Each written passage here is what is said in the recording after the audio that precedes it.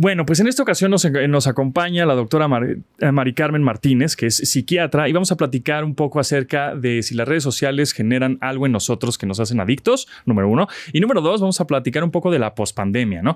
Más bien, durante la pandemia, ¿qué sucedió con nuestro cerebro? y después, ¿qué está pasando con nuestro cerebro? Mari Carmen, ¿cómo estás? Bienvenida. Bienvenida. Muchas gracias por invitarme. Es mi primer podcast. Muy bien, somos sus padrinos de podcast. Aplauso. Oye, cuéntanos qué onda con esto de las redes sociales y tener que regresar por el like. O sea, sí generamos serotonina cada que tenemos un like y toda esta onda. Sí, por supuesto. Las redes sociales tienen se activa el circuito de recompensa en nuestro cerebro y es una recompensa inmediata.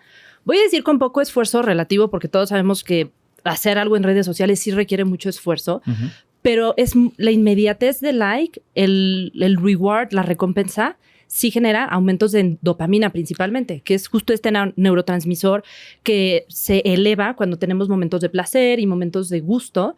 Entonces son picos, pero además son picos poco permanentes. Efímeros. Son muy efímeros, disparos. Entonces por eso cada like es disparo y disparo y disparo y disparo, porque estamos buscando como este high, por así decirlo. ¿Y cómo evitarlo? ¿O realmente eso nos produce esa adicción?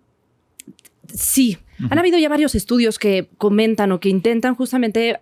de hecho, no es nuevo, ya tienen muchos estudios y muchos años justo para la revisión del DSM, que es el Manual Diagnóstico y Estadístico de Enfermedades Mentales que usan en Estados Unidos y también acá en México.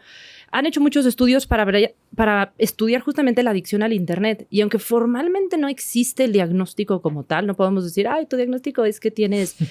Internititis. Internititis. O internitismo, como el alcoholismo. Sí, la realidad es que sí se genera un circuito y conductas muy semejantes al tema de adicciones. O sea, en una adicción, por ejemplo, son dos características importantes. Tienes el tema de tolerancia y el tema de dependencia. La tolerancia significa que cada vez necesitas más para conseguir el efecto anterior, ¿no? Claro. Entonces, por ejemplo, con el alcohol, pues con una copita, cerveza me luego emborrachaba. 3 tequilas. Ahora ya 3 tequilas, ahora ya me echo una botella y estoy como súper cool. Ya. Eso es tolerancia, ¿no? Y en las redes sociales eso pasa. El primer like me hace súper feliz. Y todos que hemos tenido redes sociales, cuando nos dan 2 likes, estamos súper contentos. Claro. Y ya luego tienes 3 likes y dices, qué triste. Y luego tienes 10 likes y dices, o sea, está cool, pero quiero más. Claro. Justo claro. te iba a preguntar eso, qué bueno que lo mencionas, porque no tengo o tenía mucha idea hasta que lo dijiste ahorita de la parte física de cómo funcionan las adicciones, ¿no? Del cigarro, el alcohol, el chocolate, o sea, todo lo que dices, ay, qué rico está, qué rico está. Y en el caso de las redes sociales, también me estaba preguntando si una vez que pasas esa barrera, al igual que el cigarro o el alcohol que quieres más, ¿cómo funciona esto? O sea, hay una manera en la que dices, bueno, ya no tengo estos likes y ahora ¿por qué voy? O sea, ¿cómo puedes como decir, qué sigue? ¿Cuál es el siguiente nivel? Si ya tengo 100,000 seguidores, 1 millón de seguidores, 1,000 millones de likes, al final mi cerebro sí se desconchinfla, ¿o no? Un poquito, sí. Lo que pasa es que empiezan luego empiezan otro tipo de recompensas, por lo menos en redes sociales, porque lo empiezas a monetizar, entonces ya no vas por el like, ya vas por los dinero, dólares y claro. el dinero que te pagan. Claro. O luego te envían productos y entonces dices, ya no tengo nada más un gift box, ahora tengo 10. Claro. Entonces como que van cambiando, pero al final del día se sigue buscando esta sensación de gusto, de más. ¿Y cómo evitar esa adicción? O sea, Alcohólicos Anónimos, ¿no? Te vas a un retiro espiritual para que te limpies en las drogas. O sea, en el Internet, los likes, las redes sociales, las recompensas, es como decir, ¿cómo así? ¿Voy a Internets Anónimos o algo así? No, no existe. O sea, tengo que ir contigo y me dices, a ver, ya bájale a tu tren o cómo. La verdad es que ahí tendríamos también que analizar un poco el impacto que está teniendo a nivel funcional de las personas. O sea, cuando hablamos, por ejemplo, salud mental, la definición de la OMS es súper bonita y súper completa porque te dice que es el estado de bienestar en donde una persona logra su potencial. Puede hacerle frente al estrés de la vida, puede trabajar de manera productiva y fructífera y puede contribuir a su comunidad. Ya con esas definiciones, si las tomas en cuenta cuando hablamos justo de adicciones, dices, bueno, querer likes no está malo. Tener mi piquito de dopamina está cool. Se siente bien. Un tequilita tampoco. Un tequilita en ocasiones tampoco pasa nada. Pero, ¿qué pasa cuando por la búsqueda de esta recompensa empiezo a dejar de poner atención en la escuela? Sí. O dejo de hacer cosas del trabajo. O dejo de poner atención a mi familia. A mi familia, claro. A mis relaciones interpersonales y estoy clavada todo el tiempo grabando y grabando y grabando y grabando o buscando likes y, oye, vamos a salir. No, porque tengo esto, tengo que conseguirlo. Uh-huh. ¿Sí me explico? Sí. Entonces, yo creo que esa es como la métrica para decir, aquí está el problema. Uh-huh. No es que digamos cuántas horas, bueno, se han intentado establecer como cuántas horas de internet, pues, pero yo te diría que más importante es cuánto disfunciona, porque si yo con 1 hora de internet ya disfunciono, claro. Pues sí, es relativo. Es muy relativo esa parte, claro. ¿no? Claro. Ahora, ¿cómo evitarlo? Exacto. De tajo. Y cómo ver también tú como padre de familia puede ser, ¿no? Que un niño, mira, es que la recompensa, es que este juego le está dando no likes, ¿no? No le está dando likes o no le está dando amigos, le está dando rewards, recompensa, dinero virtual, ni siquiera dinero real. Pero con eso va a conseguir subir de nivel, ¿no? Y entonces se está clavando, es de tajo quitarlo, se acabó. Sí, igual que cuando uno está fumando, a ver, y es aquí donde entra la otra parte de la adicción, el tema que decíamos de la abstinencia. La dependencia física nos genera abstinencia. Uh-huh. ¿Qué es la abstinencia? Son los síntomas físicos, los malestares físicos que uno tiene cuando suspende el consumo de una sustancia. Entonces, por ejemplo, si yo soy adicta al cigarro y estoy fumando todo el tiempo, lo ideal es suspenderlo de tajo, pero puede ser que después vaya a tener síntomas físicos. Esos síntomas físicos no se han corroborado todavía en tema de internet y en redes sociales. Okay. Pero entonces sí... necesito internet. Estás todo temblorino. Necesito internet. No, sin embargo, sí experimentan angustia. Okay. Sí, ansiedad. La ansiedad y entonces el miedo y entonces... ¿Y qué estará pasando? Sí, ¿qué estará pasando? El FOMO, ¿no? El FOMO, Fear of Missing Out. Uh-huh. Que justo te iba a preguntar, por ejemplo, estamos hablando en temas de adicción. Pero en temas de no adicción, o sea, al final todos y todas estamos usando redes sociales todo el tiempo, los adolescentes más, o sea, como que de tajo no puedes dejar de dejar esto porque es parte de tu vida. ¿Cómo puede haber un balance entre tener que controlar la dopamina y la serotonina versus el miedo a no ser parte de la identidad, de lo que está pasando, del FOMO, versus a lo mejor nosotros que hacemos contenido y subimos todo el tiempo y estamos hiperconectados? ¿Cómo puede ser esta especie de medio balance de alguien que no tiene una adicción, pero que sí es como parte ya de tu vida diaria? Carmen, ¿no hay una pastilla ahí que te la tomas? Pecatilla, pero no. No, desafortunadamente no. No hemos todavía trabajado en ello. A ver, yo te diría un poco con límites, ¿no? Creo que incluso muchas aplicaciones ya en los celulares, en las mismas computadoras, te van notificando cuánto tiempo estás utilizando las pantallas, ¿no? Entonces esa a mí me parece una muy buena herramienta que si la sabemos utilizar, nos puede justamente ayudar en mantener este balance. Ya tienes 3 horas en la pantalla, ya fue suficiente. Hay otras cosas, ¿no? Y tú mismo hacer como este análisis, cuando eres adulto, pues. Cuando eres adulto, tú mismo como hacer el análisis de decir, me encantan las redes sociales, me divierten, son geniales. Me voy a dar máximo media hora o 10 minutos ahorita. Pero además tengo que hacer ejercicio. Tengo que intentar mantener mis amistades. ¿Sí me explico? Y en el caso de los niños y adolescentes, sí ser mucho más rígidos, digo yo, como al tema de horarios.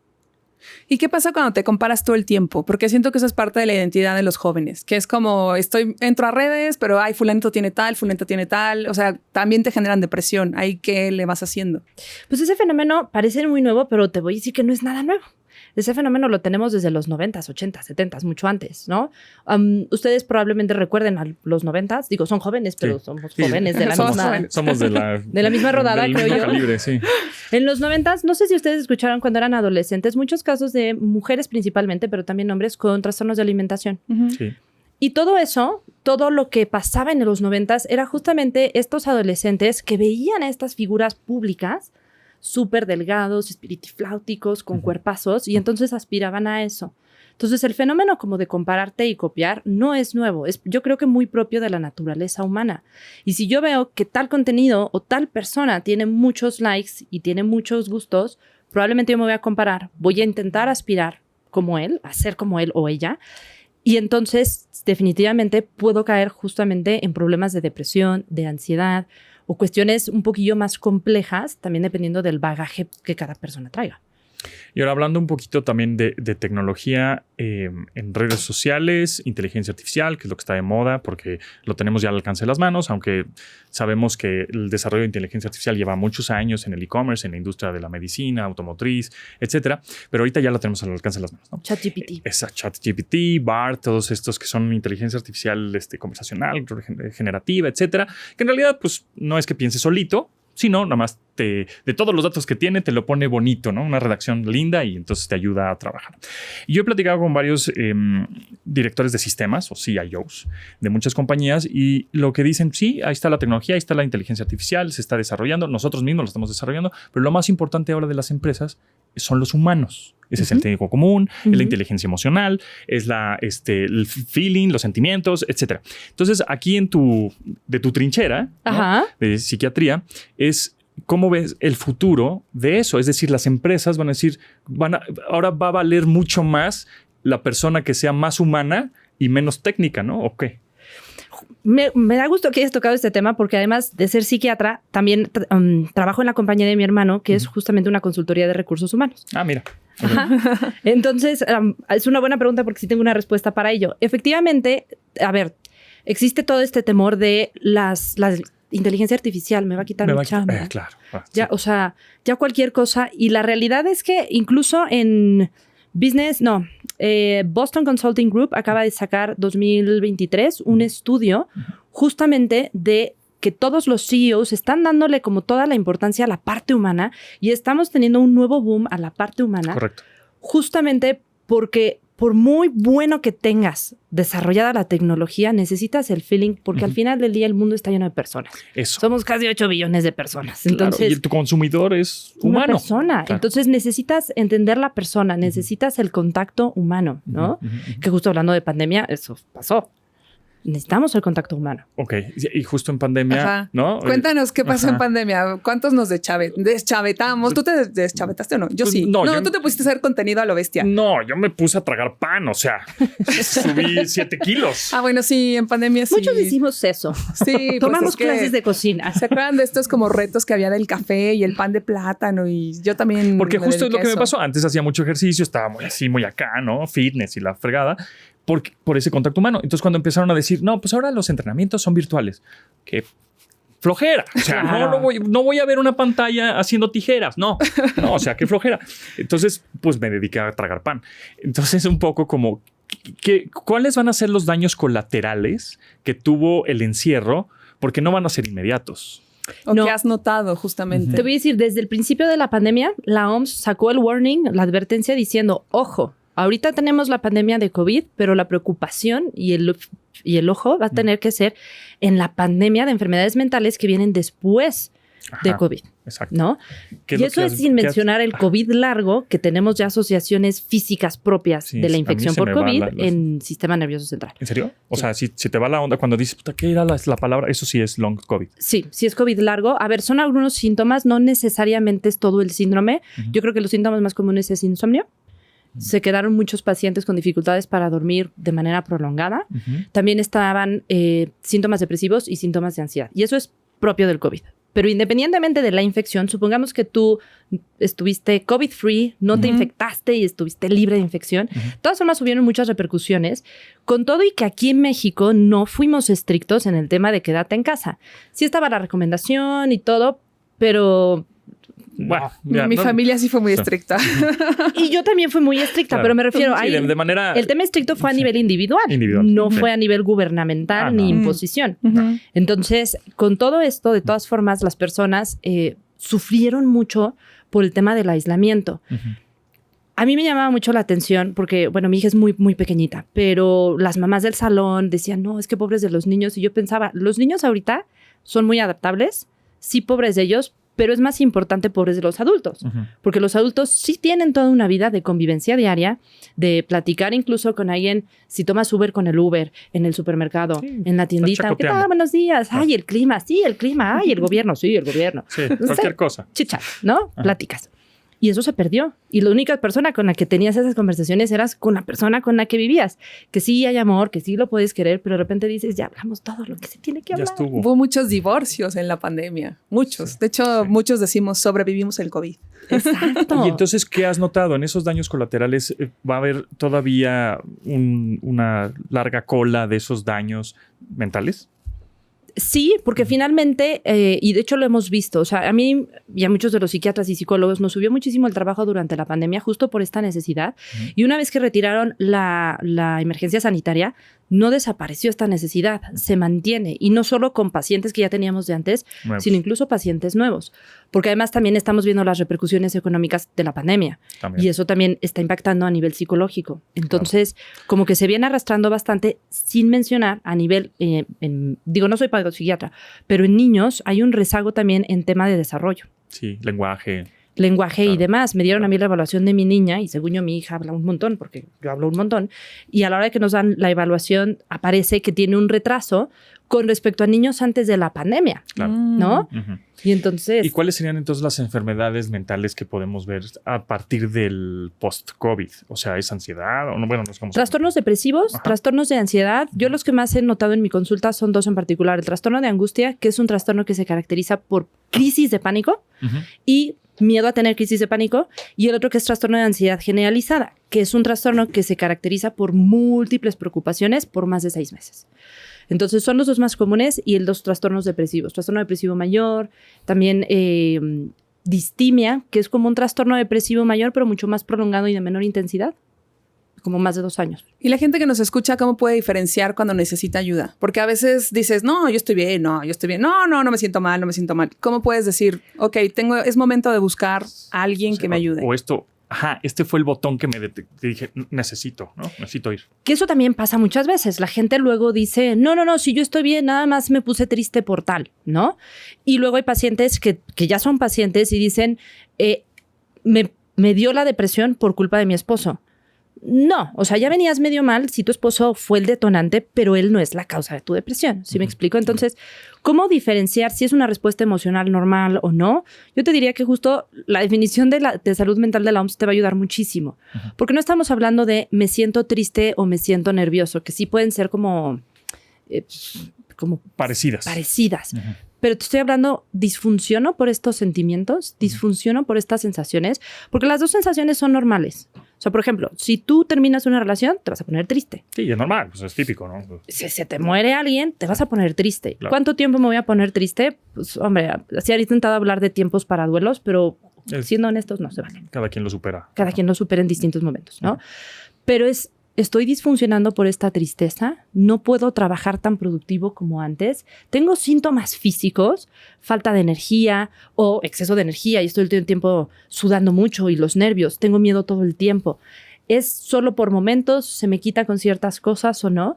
Y ante la duda, mi sugerencia es, ve a que te revisen. Lo peor que puede pasar es que te digan, no te preocupes, es normal. Bye. O que te digan, sí, no es normal y vamos a atacarlo. O sea, psicólogo o psiquiatra, yo como psiquiatra te diría, ve primero con un psiquiatra simplemente por esto, porque como psiquiatras estamos entrenados a ver toda la persona. Cuerpo, cuestión social, cuestión mental, ¿se me explicó? Como de una forma muy íntegra. Entonces podríamos descartar enfermedades físicas que pudieran desencadenar alguno de estos síntomas, tipo temas de tiroides, diabetes, etcétera.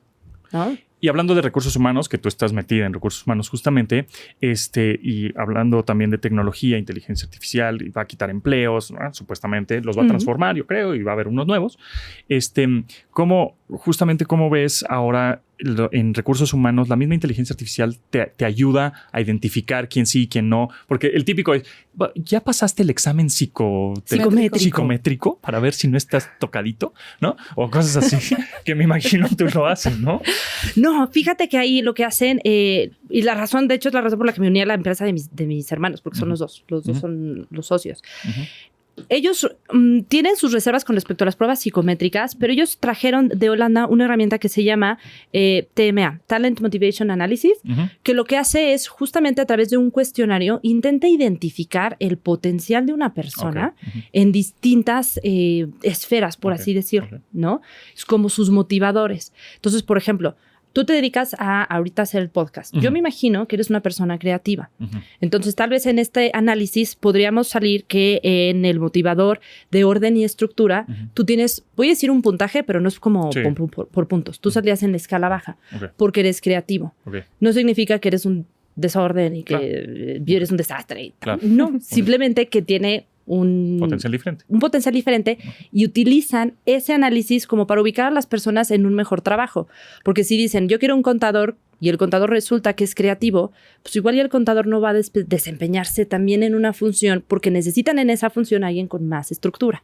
¿Sí me explico? Sí. Sí. Y por ejemplo, entonces la salud mental, estos cursos de las empresas, porque en nuestra generación estamos medio acostumbrados a decir, no, pues ahora esta organización tiene 1 hora al día, no sé, o 2 horas a la semana, que tienen que ir sus colaboradores o empleados a su sesión de mental health, ¿no? Y entonces, bueno, mi generación dice, ay, por favor, mental health, por Dios, ¿no? Porque estamos nosotros programados a decir, no estamos locos y nuestro trabajo es producir, ¿no? Y la chancla voladora. Tú, porque tú eres un robot, pero el resto no tanto. Entonces, pero yo creo que las generaciones nuevas o recientes, ¿no?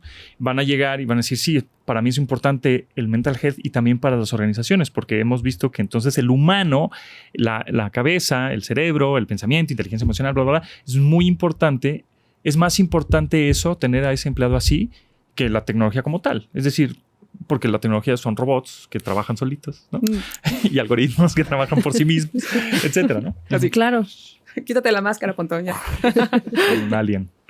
Es correcto. De hecho, justamente a nivel empresas, la depresión y la ansiedad afectan en términos de productividad como tal, pero también de presentismo. Casi siempre contamos el absentismo, cuánto falta una persona por una enfermedad, pero aquí el presentismo es muy importante porque tú te sientas y no eres igual de productivo, pero ahí estás. Ahí estás. Y entonces justamente las enfermedades mentales afectan en esto. Tan es así que incluso antes de la pandemia, o sea, como 1 o 2 años, sale la norma oficial mexicana 035 de la Secretaría del Trabajo y Prevención Social, justamente para atacar y prevenir factores de estrés en el lugar de trabajo. Y tienen pautas, la verdad es que la revisé, está muy bien, está muy, muy interesante y bien pactada. Muchas empresas se asustaron porque dijeron, ay, me van a demandar porque porque soy bully, ¿no? Claro. O sea, que no está bien. Pero más allá de las demandas es en realidad qué podemos hacer para procurar mantener buenos ambientes de trabajo, que más allá del Mental Health Day y como en Google, porque todo el mundo aspira luego a Google, ¿no? Pues es que Google tiene sus mesas de billar y sus beanbags y yoga. Pero ¿han considerado cuánto tiempo trabaja la gente en Google? Sí, ni siquiera usan el billar. No solo no lo usan, pero ¿cuánto tiempo permanecen en la empresa? Todo el día. Y en cuestión de años luego se van. No vas a ver empleados que digan, llevo 15 años trabajando en Google. Como que además de también la tendencia del job hopping, pero son empleos que aguantan poco tiempo porque estar todo el tiempo en la empresa, aunque tengas tu mental health day, no es la solución. Sí. ¿No? Entonces la solución es un ambiente de trabajo en donde haya una sensación más de justicia, donde el empleado sienta que contribuye no solo a la empresa, sino al mundo, que su empresa contribuye al mundo. Oye, y me regreso nada más unos puntos. Obviamente tendría que ir a consulta, pero nada más quiero saber el tema de la atención, así anotando, ¿cuántas pastillas necesito para poner atención? Un poco el tema de la tecnología y la atención. Sí es un hecho que la tecnología nos está alterando un poco nuestro tema de atención, ¿no? El otro día estaba en un restaurante y les juro que nadie estaba platicando, nadie se estaba viendo, todo el mundo estaba con la cabeza así, nos va a salir una joroba por acá y todo el mundo traía audífonos. Y yo decía, wow, iba caminando, todo el mundo iba así, de que te pueden atropellar. O sea, en ese sentido, el que de repente seas olvidadizo y demás, que todos decimos, ay, tengo TDA, aunque no lo tengamos, ¿cómo podemos como mejorar esa parte de la atención? Justamente con actividades te diría fuera de la tecnología, lo cual es un poco complicado porque todo ya está atado a la tecnología. Vas a hacer ejercicio y tu smartwatch te dice, has caminado 275 pasos. Y te da rewards como, tin, ya cumpliste tu meta de pasos. Sí. ¿No? Como perrito, Pavlov, ¿no? Hazte cuenta. Pavlov. Entonces es un poquillo difícil, pero yo sí te diría intentar mantener espacios libres de tecnología, aunque sea un poquito tiempo, para leer, incluso hasta ver la tele, pero no ver en la computadora, ver una tele. ¿Y sabes si los influencers, realmente influencers del mundo, que son pues Jeff Bezos, Bill Gates, iba a decir Steve Jobs, ¿no? Ahí sí, la tumba, ¿no? Tim Cook. Pues desde la tumba sigue teniendo influenciando, va. Todos estos Elon Musk, etcétera, están desarrollando algo, están invirtiendo su dinero en algún punto en el que, pues, como decíamos, ¿no? Pues el consumidor de toda esa tecnología, productos y servicios sigue siendo un humano, no un robot. Entonces, tienen que tenerlo en buen término, ¿no? Y bien, pues para que me siga consumiendo, porque si no, voy a hacer un burnout del consumidor y entonces ya no me va a comprar nada. Pues Elon Musk justo firmó una carta junto con otras personas diciendo, por favor, detengan el desarrollo de la inteligencia artificial. Vamos, sí. Pero bueno, Elon sí. Musk es... Es especial. Pero Es bueno, especial. lo que sí te puedo decir es un poco es que al final todos ellos nunca han usado tanto la tecnología en sus hijos. Por ejemplo, Claro. les decían, no puedes usar tecnología, haz Sí. otra cosa, la. Sí, algo saben, ¿no? Algo Ahí saben. está. El Exactamente. enganchamiento está en O sea que- nuestros dispositivos. Exacto, qué mejor ejemplo que ese. Doctora Mari Carmen Martínez, psiquiatra, ¿en dónde te podríamos contactar? ¿Tienes redes sociales, un teléfono, un mail, algo? Sí, por supuesto. Le comentaba justo que tengo redes sociales, pero la página está en Instagram, Psiquiatras Polanco. Ujú. Me pueden mandar mensaje por ahí. Ujú. Si no, también está mi correo electrónico, mcmm684@yahoo.com. Ok. Y si no, también pueden encontrarme en Google como Psiquiatras en Polanco. Ok. Es la primera página que sale. Ok, perfecto. Pues Pues ahí está. Muchísimas gracias por tu gracias. tiempo. La verdad es que sí, ya nos abriste un poco más Ya, el desconéctate, horizonte pon no digital, sino más análogo y humano. Sí. Y bueno, pues es que es sumamente importante. Igual ahorita nos van a decir, ay, ¿eso qué? Pues, ¿qué? Van a ver. No, sí. En unos años van a decir, ay, sí es cierto, mi cabeza tiene que estar sana para ser productivo. Es correcto. Sí. Productivo y feliz. Y Y feliz. feliz. En lo Muy que bien. cabe. Muchas gracias. Muchas Mari Carmen. gracias. Nosotros los clones. Nosotros los clones.